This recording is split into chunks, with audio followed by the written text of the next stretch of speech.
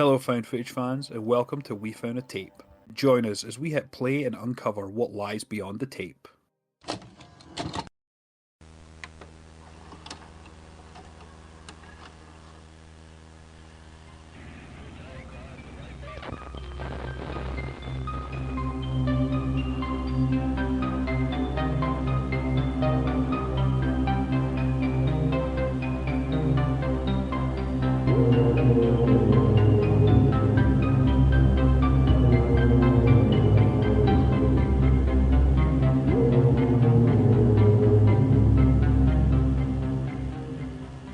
Hey everyone, welcome to a brand new episode of We Found a Tape. It's a brand new year, it's a brand new tape, I guess, that we found, and we're happy to be back. It's been a couple of weeks now since we've actually sat down and recorded something, and just because of the holidays and crazy stuff. I hope everyone had a great festive season and stayed safe and warm during the holiday season, and hope Santa was good to you and that you had a good new year. I noticed that this year people weren't too happy about 2025. They just kind of seemed like a bad year. If it wasn't part of it, was the whole entirety of the year for a lot of people. So I think a lot of people are excited to see 2026 and put 2025 in the rear view. So yeah, let's do that. Let's put the past in the past. Let's move forward. Let's enjoy 2026 and make the most of it. Absolutely, that's a great message to go into, and with that, we had a great time recently chatting with Tom Hughes in our last Tape Talks episode, which you definitely should check out.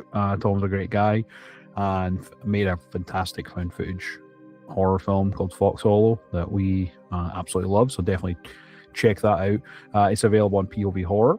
But yeah, it was a good year for found footage as well. I think there was quite a lot of solid found footage films in 2025 that we loved. We just recently, I put out like a top 5 for found footage, topped by Strange Harvest, which was probably our favorite of the year. So yeah, a lot of fun things to look forward to in 2026 as well in terms of found footage. Yeah, I think we got a couple coming this year. I can't remember them off the top of my head.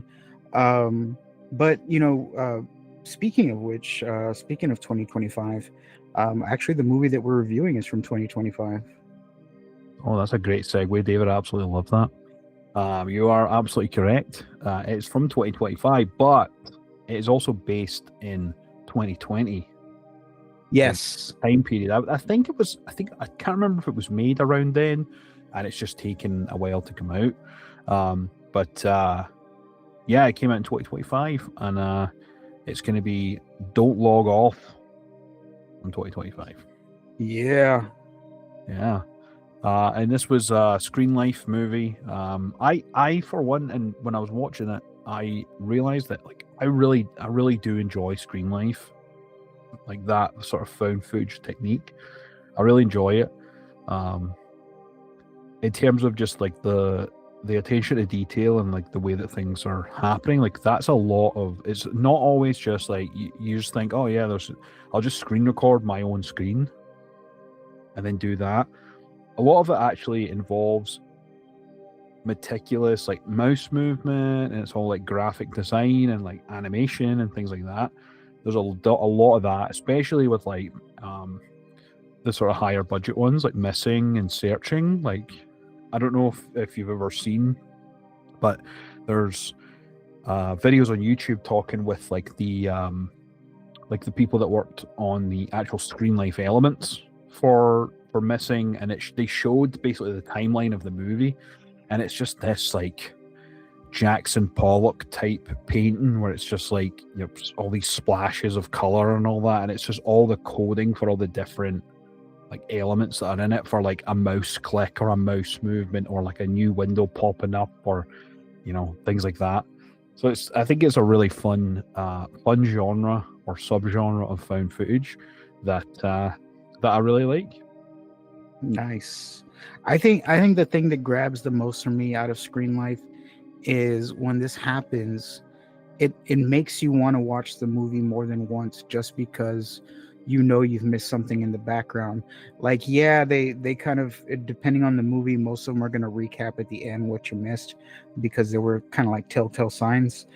But it's a nice surprise because it's always something, like something moving, something that, you know, appeared in the background. There's a person standing in the corner and you can't see them until you had like zoomed in real close. And that's what gets me about Screen Life, that makes it enjoyable, is the nice little surprises, Easter eggs, if you will, bloody Yeah. Easter eggs.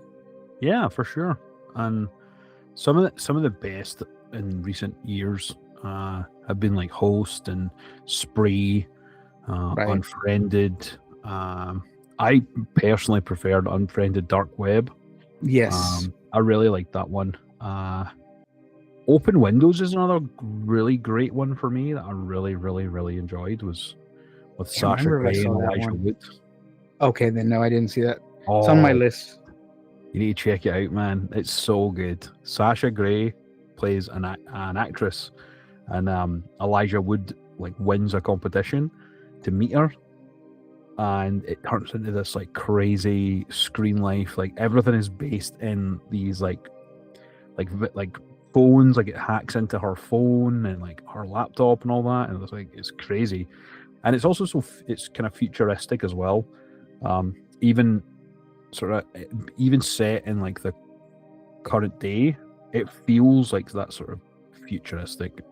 I feel like I don't know how to describe that, but yeah. Another solid one that I like is, it's really an early one. It's like from like 2001 or 2002. Was the Collingswood story. It's a really good early Screen Life one that's based in chat rooms. Yeah, you told me it's got like that old style, like AOL type chat room window, kind of like that movie. Not Deadware. Yeah, that's the one. It is Deadware. Yeah, it's Deadware. Okay, cool. Then I was all right. Yeah. Yeah. I got this. That's a great example. That's another really good one. That was quite fun, and one that we reviewed on the channel. That was the whole boat in the river thing, right? The game. Yes. Okay. Oh wait. No. That is, because that's a good one too. That's Unfriended Dark Web. Okay, that's Unfriended Dark Web. Yeah, but there is like a game element to it. Like they play these like games where they go into like right and all that, and it's like they see the catacombs like your background, where they go through all that, and it's like they get sucked into the game. Yeah. That's a really good one, man. I enjoyed that. But Screen Life, fun time. One particular, before we jump into talking about the film, another thing I wanted to recommend to people, for anyone that uses Found TV, our good friend Chris Vanderkay, he made a great found footage series on Found TV called Found Footage Finds, and there's personally my favorite episode is the Screen Life one, episode 2, and it categorizes like a ton of different Screen Life films, and I definitely suggest checking that out as well. It's a really comprehensive list of just some awesome Screen Life, so check that out. Yeah, and I like how there's little like preview bits of movies playing in the background, just kind of give you a taste of what you're watching or what you're expecting out of the movie. So it's kind of like watching a trailer, like nonstop trailers going on in the background. Exactly. Yeah. But there's some really good recommendations per episode, depending on if it's mockumentary, Screen Life, things like that. Yeah, totally. But yeah. Well, we're on the subject of Screen Life. Let's talk about our recent watch of Don't Log Off. All right, is everybody ready to dive into this and see what comes out of it? Because I think I'm ready. John, hit him with that old synopsis, man. I thought you'd never ask. Don't Log Off from 2025. During a Zoom surprise birthday party, a group of friends are confronted by evil that extends beyond the screen. beyond the screen. Beyond the screen, yeah. We see it through the screen, but it has a reach beyond the screen. Yeah, this was a pick from you, David. Yeah. I had it was suggested to me, so I watched it and didn't know what to expect. I knew it was going to be Screen Life, but being that it's a new movie that had just come out in the past year, I didn't know what to expect out of it. But yeah, it was pretty decent.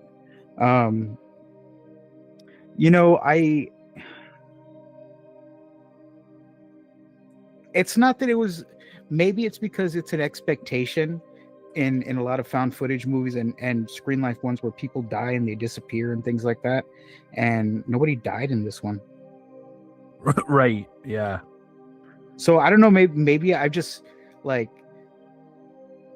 Screen Life has set as an expectation for me or something. I don't know, but it's not that I didn't like it. It's just maybe I was like let down that at least one person didn't die, like somebody should have died. Right, yeah. To make it proper. I totally understand where you're coming from, honestly, because like this movie starts actually like non-found footage, which Right. is quite interesting. It sort of starts and ends like that, where it's like beyond the camera type thing. But it starts with a girl and she's sort of driving in her car, and she has like a box, wherever she's on the phone talking to her friend, and she ends up disappearing. She gets kidnapped or whatever, and then it sort of shows. It then cuts to that sort of Screen Life element where it goes into like a Mac window and shows someone looking up the case. It's like a local case in California or whatever it is they are. Yeah, I think they're California. It's like a local case where this teenager had been killed, and it was like not a stalking incident, but like they met on like a date nap, and then she ends up getting kidnapped, and then they find her body like a few days later or something like that. Right. So that sort of starts off like that, and then that's when we go into the Screen Life element, and we're introduced to all the characters. It's like a group of friends during the COVID lockdown restrictions, where and this was very like early into it because people were still like unsure of what to do. Like they didn't know what rules to follow. Right. They were just going based off what the first initial reports were saying. So this was very early into COVID. Right, exactly. And California had a really strict sort of lockdown period as well for it. But yeah, it's definitely early on, and they're coming together to celebrate. Sam is the birthday girl. They're coming to celebrate her birthday. They are on a Zoom call, and they all sort of start to join in. Who's the main? I've got the cast here. Let me just double check. So we have Sam, who's the birthday girl, and then we have our friend who is Katie. She's the one that I guess organizes it. It's like our best friend, I would assume.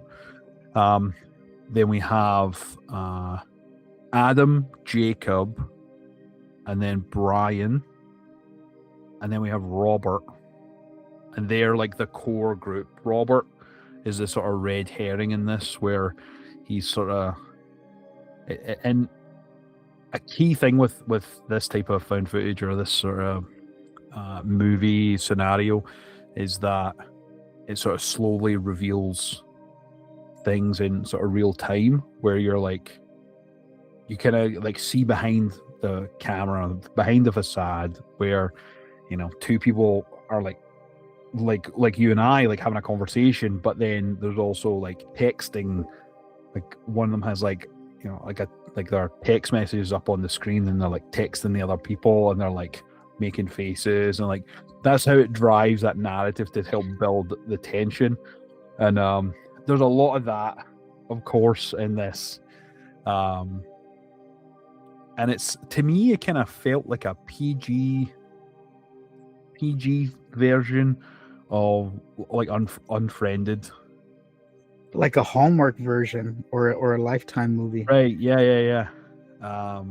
Where it's not like you mentioned, like it's not like a total bloodbath, or like it's not like Host, right, where everyone is like free game and like everyone's sort of being picked off one by one. But it also still like they highlight people based on what they're doing. There's a bunch of camaraderie. Adam, I think, is the funniest. They keep muting him the whole time because he's just saying like off the wall stuff and unhinged shit, showing off his fucking boxers, slapping his ass and stuff. Yeah, he's quite a character. Yeah. It's this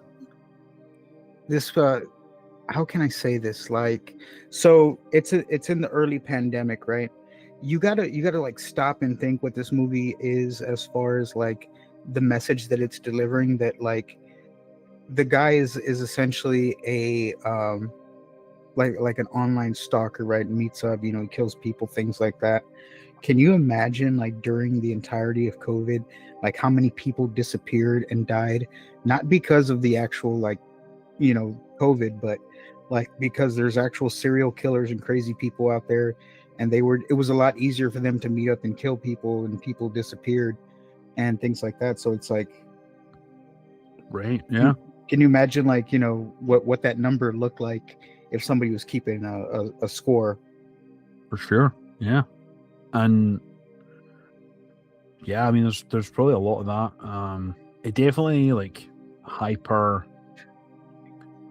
it was like a hyper extension of like everything just amped up during COVID, right? Because everyone was just like going batshit crazy because they were just stuck inside all the time. But it then would lead people to like break the rules and like run about with it. Like even like during that period in time, especially with films that were made during that period, I think from a narrative perspective, they ended up putting in elements of like, oh, I'm breaking restriction, or I'm gonna come over, and like, oh, you have to stay 6 feet apart. It's like it's almost like a time capsule for 2020 and like that sort of period in time when all that was happening. So for me, it's kind of like and another one that does that. There's a couple, most definitely.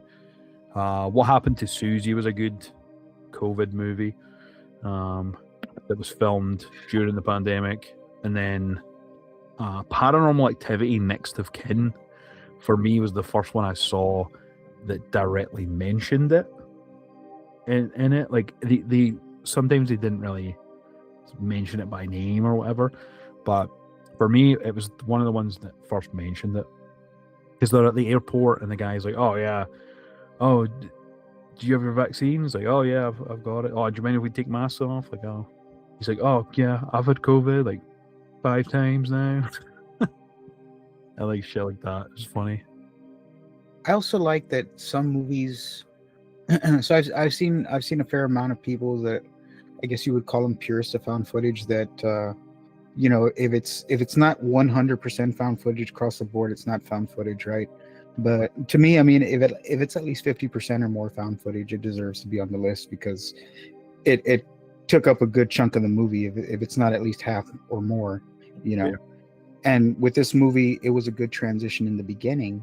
It just had that little bit, but it was a good transition just right into the whole found footage, screen lifestyle. So I appreciate that. Yeah, there's definitely some movies that like they lean heavily into that found footage element as like a stylization and like a technique rather than like a narrative thing.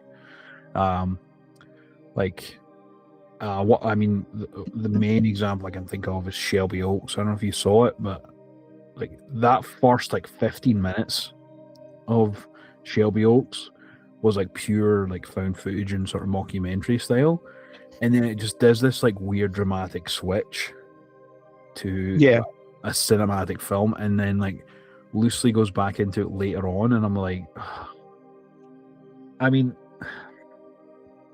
It wasn't the worst movie, but like that kind of irked me a little bit when it came to it, like realistically. But yeah, that's a conversation for another day, though. Yeah, I don't want to go down that rabbit hole right now. Yeah, I'll get myself worked up, like. Don't start throwing your hat on the ground and start stomping around. We don't want none of that. No, we don't. But yeah, I mean, it seems like a fun group of friends. We also have Ariel Winter, who's in this. She is best known for being in Modern Family. She plays Annie in this, which at first I didn't fully recognize her. Yeah, I didn't even know it was her until you said something. Yeah, and I thought that she looked completely different with blonde hair. Yeah, totally different. Yeah. Like I didn't like. I know what she looks like on Modern Family, and I look at her and I don't see the same person. So it's like definitely a dramatic change, not only with the hair, but I don't know if she's had some work done or things like that. So I think she just grew up.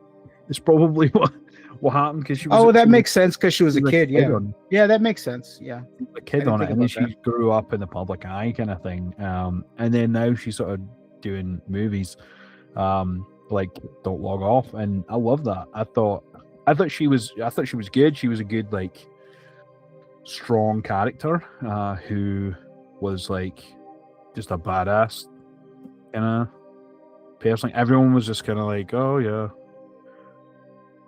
like no one was quick to call the police. Right, is my main thing with this. Right, it took like over an hour in this thing for them to finally like call the cops, and we'll start by sort of, and I find it very quite an interesting way to sort of lead into the dramatic aspect. That first little bit, there's nothing really of substance necessarily, other than just them all meeting up, chatting away, gossiping, laughing, joking. Everyone's got drinks, everyone's got candles, and they're doing all that sort of stuff. And then when Sam, ultimately, she's sitting at her desk, she's just like, oh, I'm going to go and like grab something or whatever. I think they like delivered something to her. So they go to, she goes away, and it just sees her background, and she's gone for like a long time. They just continue their conversation, and they're continuing their camaraderie and like bitching at each other and shit. And then they finally realize, they're like, wait, where's Sam?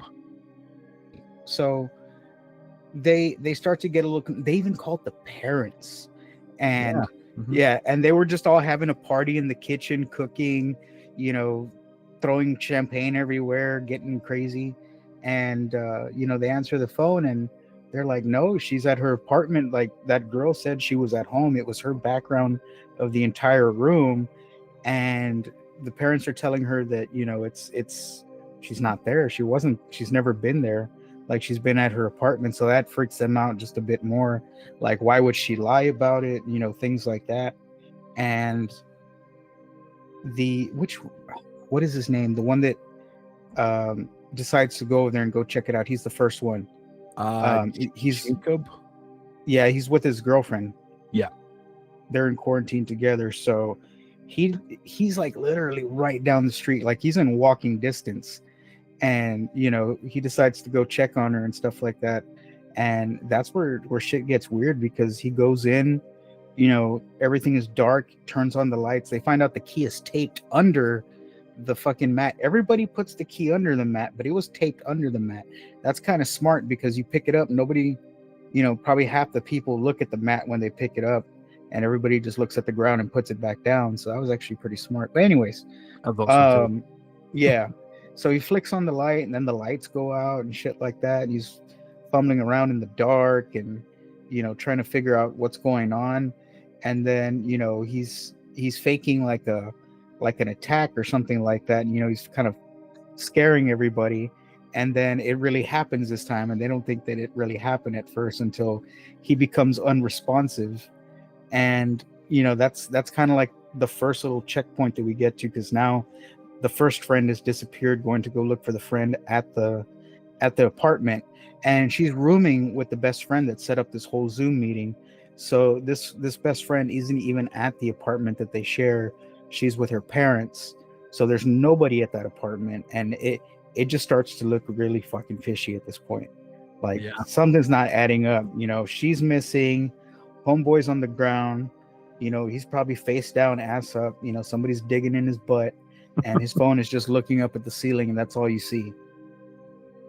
Yeah, and another key point that I forgot to go over was that before she goes and before Sam goes away, she's showing off this guy that she's met, she's been talking to, she's been hanging out with, and she's been like showing off like pictures of him and like, you know, selfies and, you know, shirtless pictures and things like that, and they're like all commenting on it and all that, which ultimately turns into a rather large plot point later on in the film. But yeah, after that, like there's a lot of like creepy stuff going on. They end up, I think also as well, like the TV turns on. Yes, the TV turns on. The lights are going on and off, like doors are closing, and you're just trying to sort of figure out like what the hell is going on, because you don't. The thing with these Screenlight films, like you're never too certain if it's going to be like a rip-off of Host, or if it's going to be like a missing or searching type sort of mystery, or if it's going to be something like in between or something completely different entirely.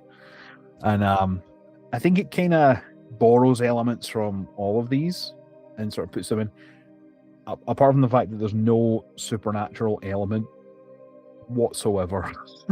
Yeah, and it had me believing that in the very beginning because of the lights flickering, the TV turning on.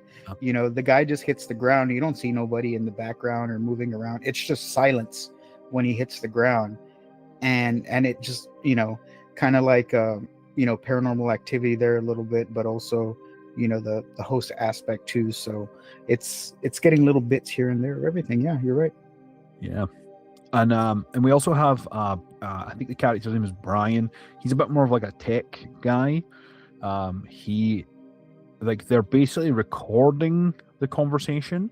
They're recording the meeting so that they can, like, I guess, keep it as a souvenir or whatnot.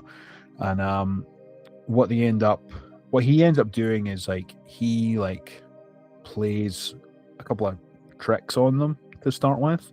That's when they see like the Big Brother is talking or whatever. Big Brother's watching you or whatever, and it's him. He's like came in through the front and then like jumped in the back of the like the source code or whatever, and he's just like, you know, manipulating it a little bit.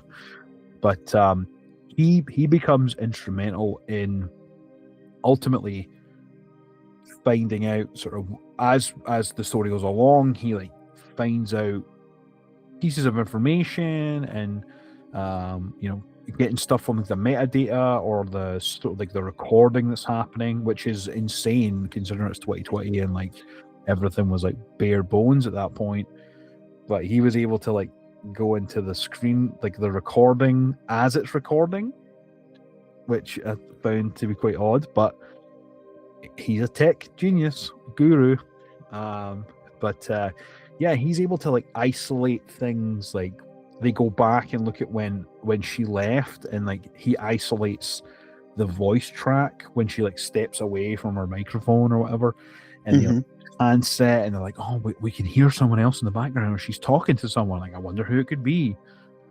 And yeah, really, it sort of goes on with them all just sort of starting to try and figure out what's happened to Sam.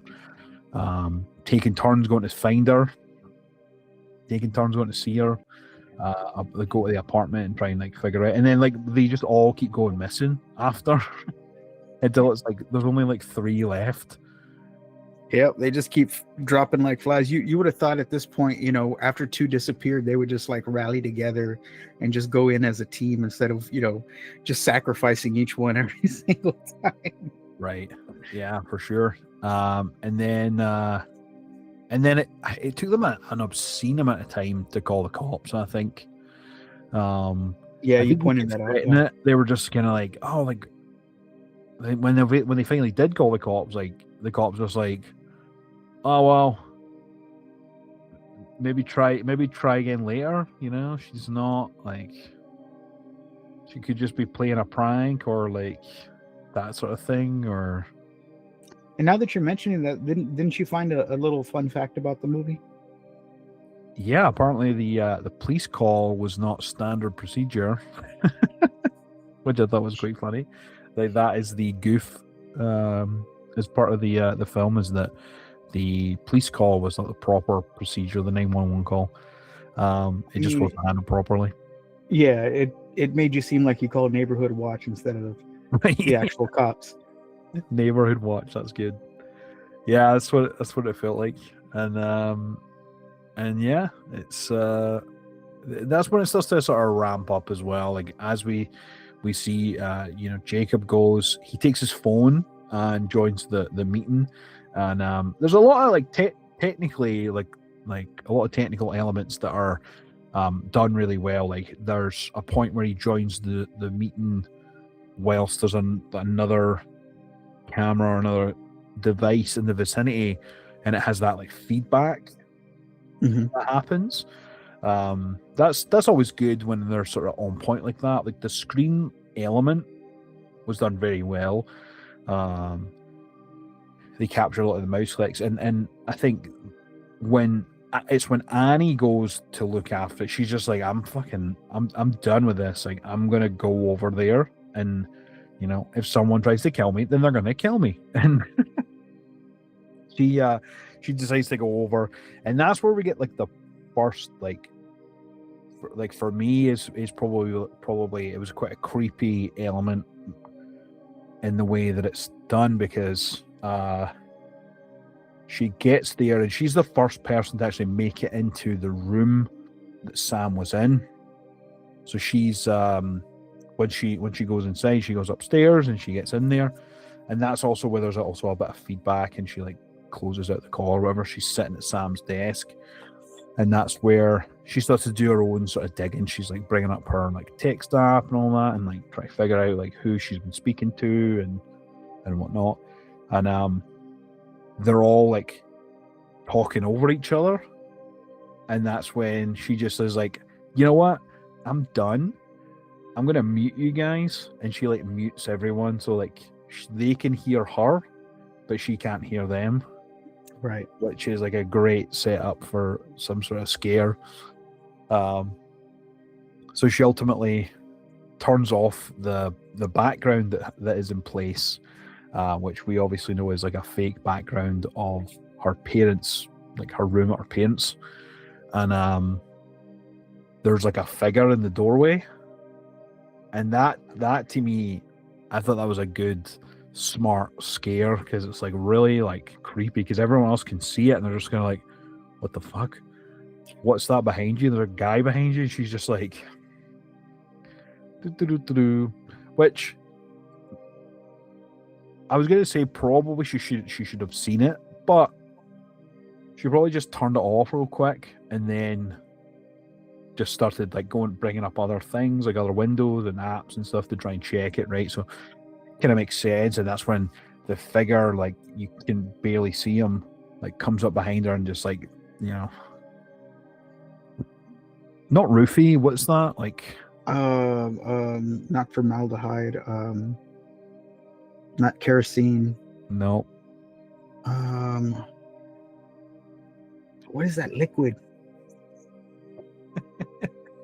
yeah, I forget as well, but chloroform, Yes. chloroform.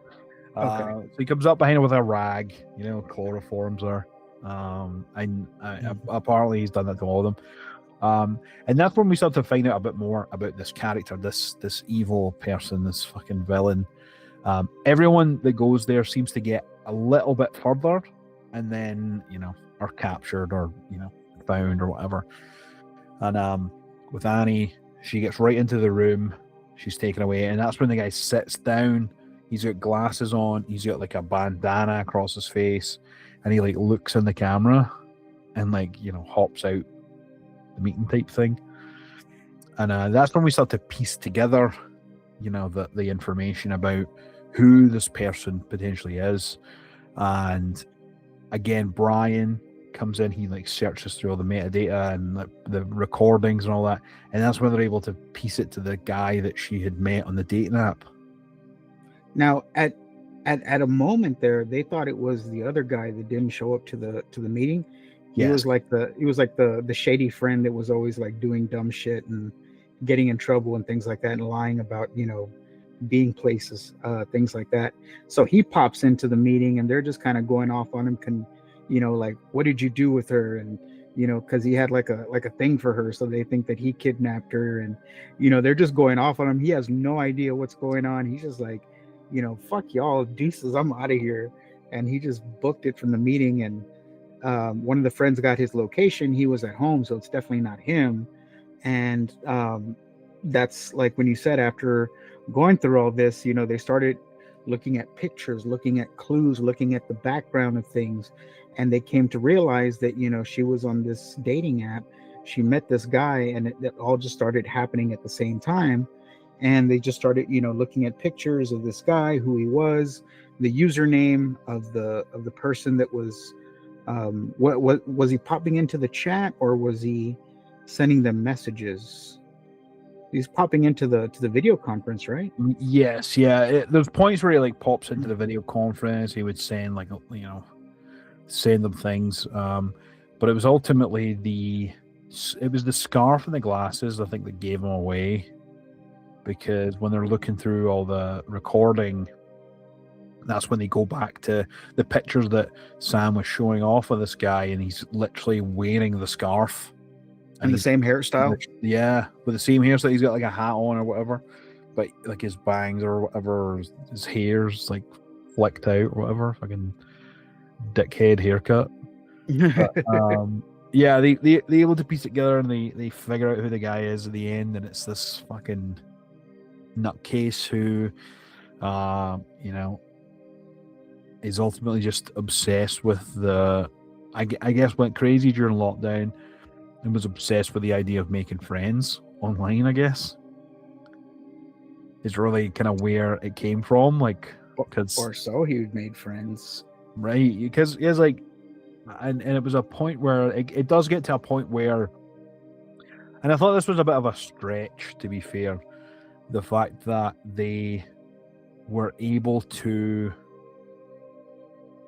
triangulate the picture. One of the pictures in the background had like a tower or whatever, and one of the friend, I think Katie or whatever her name is, she's like, wait, I recognize that. And then she like tracks down on Google Maps, which is another fun screen life technique, where she goes into Google Maps and she like drops in and she does the street view, and then just like basically takes her route to work and finds this like tower in the background. Yeah, she did this whole reverse map, Google Map thing. Like, she turned into Google Maps for like 2 minutes.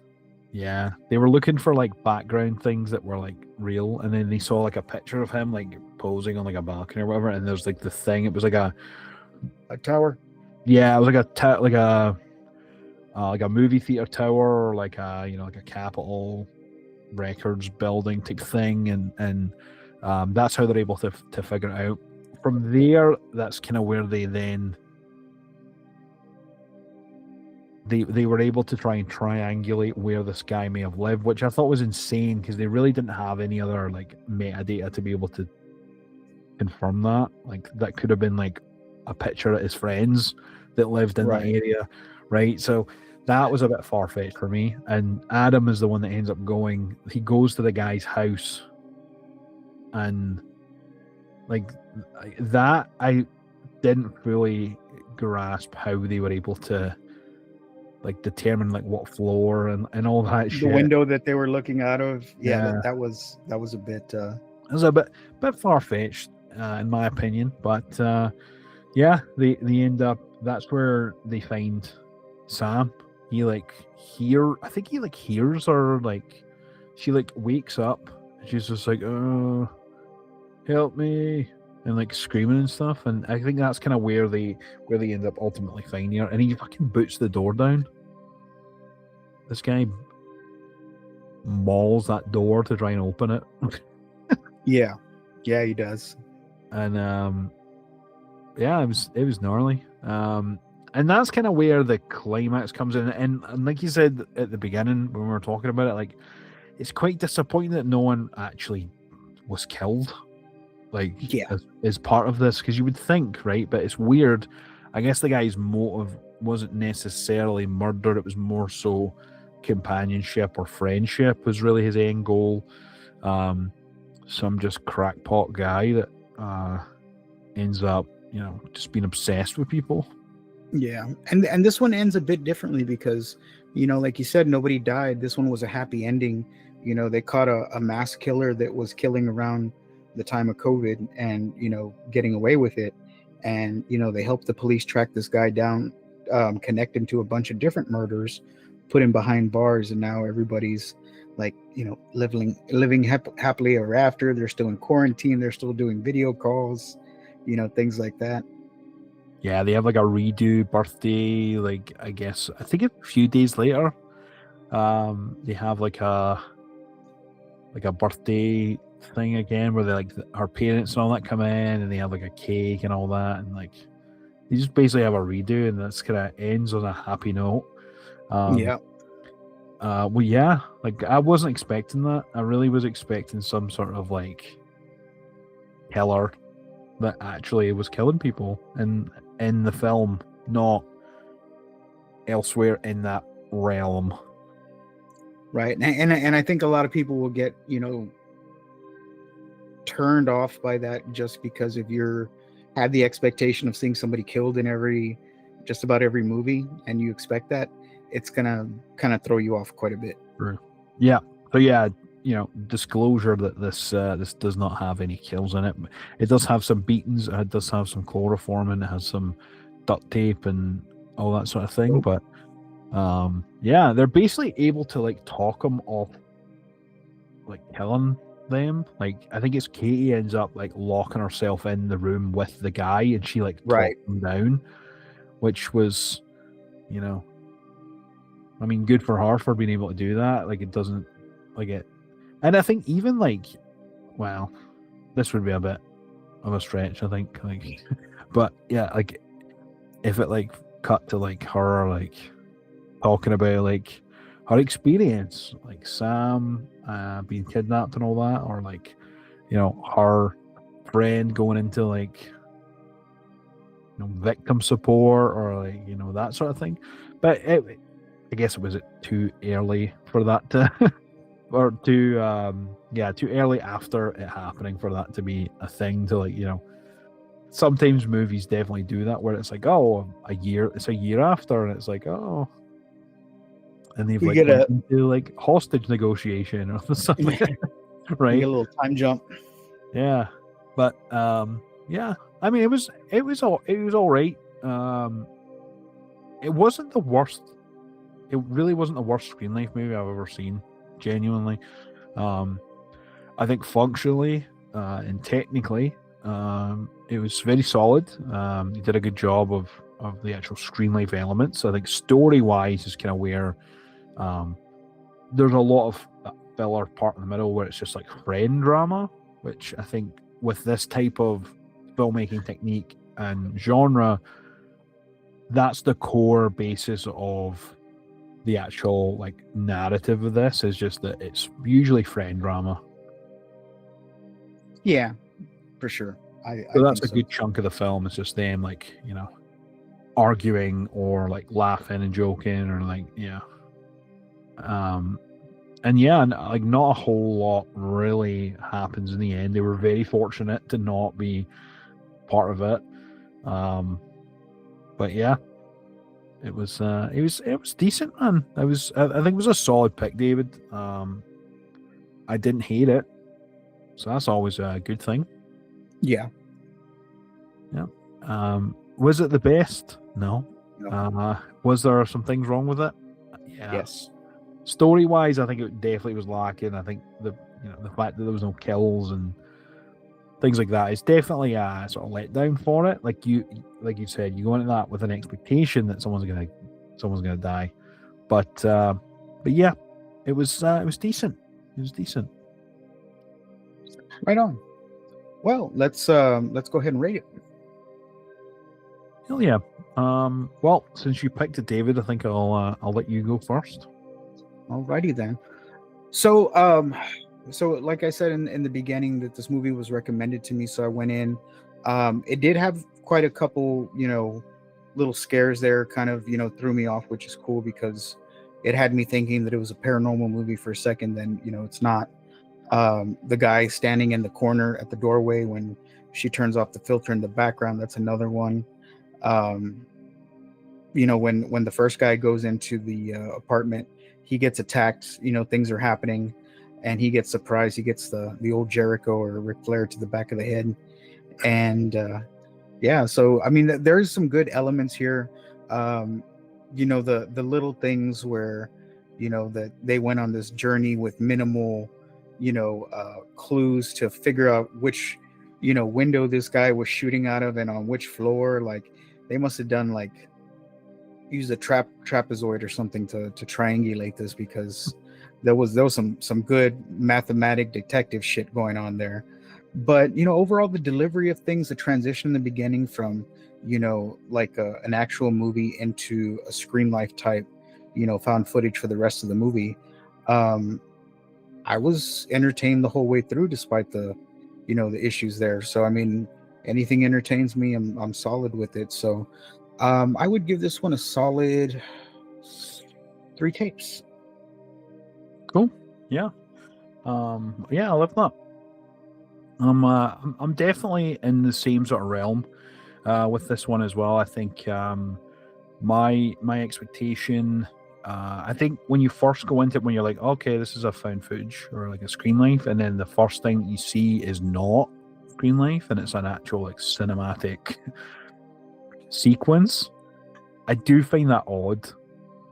I think it's an odd narrative choice, and then ending it in the way that they did, like they also do that with, they take out the found footage element or the screen life element, I should say, and I guess to like put it into like real world is probably it. But like those are the two cinematic sequences in the film, is the beginning and the end, which are for me strong plot points that people will remember. Right, the first thing you remember is like the first thing you see and the last thing you see.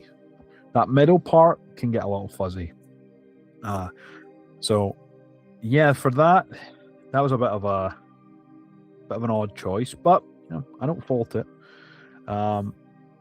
Overall, I think the characters, I think they did a good job in terms of moving the story along. I didn't hate them; they weren't insufferable. I think that is with found footage. I think there is a lot of like annoying, insufferable characters that you come across, and this one, Ariel Winter did a good job with her character. Yeah, she did well.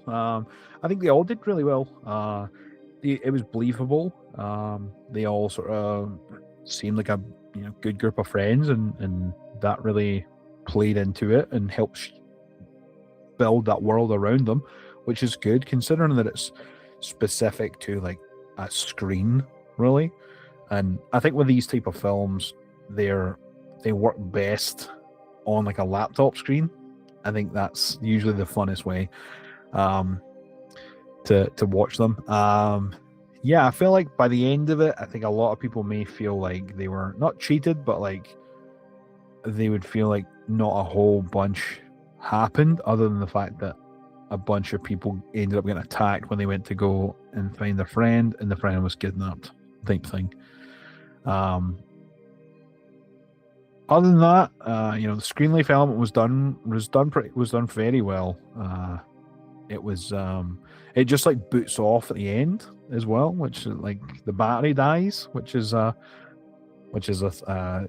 good way of sort of bringing it to an end, and then rebooting it by turning the laptop back on. I think that's a solid choice.